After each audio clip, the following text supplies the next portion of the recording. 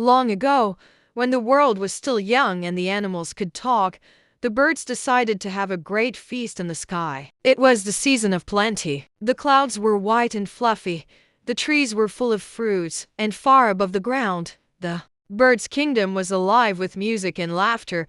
Every bird in the forest was invited. They sang songs as they prepared their colorful feathers and polished their beaks. The parrots rehearsed melodies. The doves practiced graceful dances. The eagles sharpened their claws not for fighting, but for drumming on the sky floor. When the feast began, down on the ground, in the dry dust, Tortoise sat alone near a rock. His old shell was rough, and his stomach rumbled like a drum. He was not invited to the feast. Why? Because Tortoise had a bad habit. He was clever, yes, but also greedy. Everyone knew if food was involved, Tortoise could not be trusted, but the tortoise's ears were sharp. He heard the birds chirping about roasted yams, palm wine, honey cakes, and all kinds of delicious food that would be served in the sky. His mouth watered. How can I let such a feast happen without me? Tortoise said to himself, rubbing his empty stomach. No, I must go. My clever mind will find a way.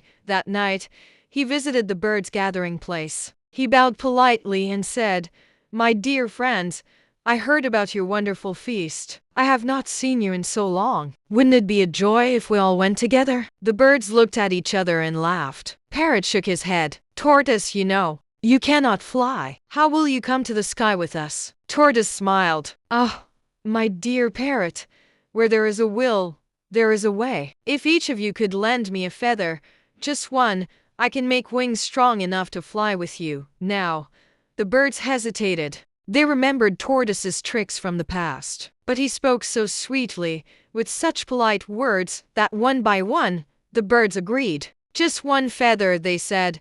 Tortoise gathered the feathers and carefully tied them to his short arms and legs. When he was finished, he looked quite strange but also a little like a bird. He flapped his new wings. To everyone's surprise, he lifted off the ground. The next morning, the birds and Tortoise flew toward the sky feast. The wind was cool, the clouds were soft, and the world below looked small and far away. Tortoise flapped his wings awkwardly, but he managed to keep up. As they approached the shining city of the birds in the sky, Tortoise noticed something. The tables were set with golden plates, steaming pots, and bowls overflowing with food. The smell alone made his stomach grow loudly.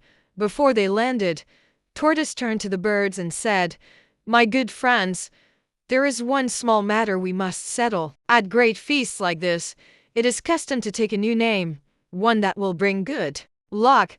The birds were surprised. A new name? Why? Asked Dove. Tortoise grinned. So that the hosts will know us as honored guests. Let each of us choose a fine name. My name shall be all of you. The birds repeated, confused. Yes, Tortoise said smoothly. It is a name of honor. You each can choose your own. But remember, many of you, the birds, thinking nothing of it, agreed and picked their own names: Strong Wing, Bright Feather, Long Tail, Sweet Song, and so on. When they landed, the hosts welcomed them warmly. Welcome, dear guests. You must be hungry. This feast is for all of you. The tortoise stepped forward quickly. Thank you, kind hosts. As you can see, I am all of you. Please, serve the food. And before the birds could say a word, Tortoise sat in the middle of the table and began to eat. He filled his mouth with roasted yams, swallowed mouthfuls of steaming soup, and drank the sweet palm wine. He tasted honey cakes, roasted plantain, and every dish on the table. The birds were shocked. They tried to speak, but the hosts only smiled. No, the host said. This is for all of you. And so Tortoise ate, and ate, and ate. The birds' stomachs rumbled as they watched. Not a crumb was left for them. Tortoise leaned back at last, his shell round from eating so much. He sighed happily. What a fine feast. The birds were furious. Parrot flapped his wings angrily. Tortoise, you tricked us again. Tortoise licked his lips. A trick? Oh no, I only followed the custom. My name is all of you. Is it not? The birds were so angry they decided to teach Tortoise a lesson. They gathered together and whispered. Then, one by one, they plucked their feathers back from Tortoise. Wait, what are you doing? Tortoise cried, but it was too late. Without the borrowed feathers, Tortoise could not fly back to the ground. The feast ended, and the birds soared away, leaving Tortoise stranded in the sky. He walked to the edge of the Sky Kingdom and looked down. The oath seemed very far away. "How will I get home?" he muttered.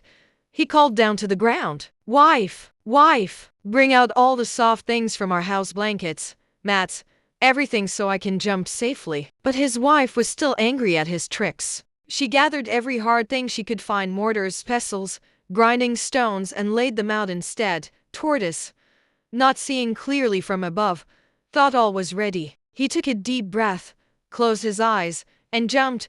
He fell and fell and fell. Crash! Tortoise landed on the hard stones, and his smooth shell broke into many pieces. His wife came out, shook her head, and carefully glued the pieces back together. But no matter how she tried, the shell was never smooth again.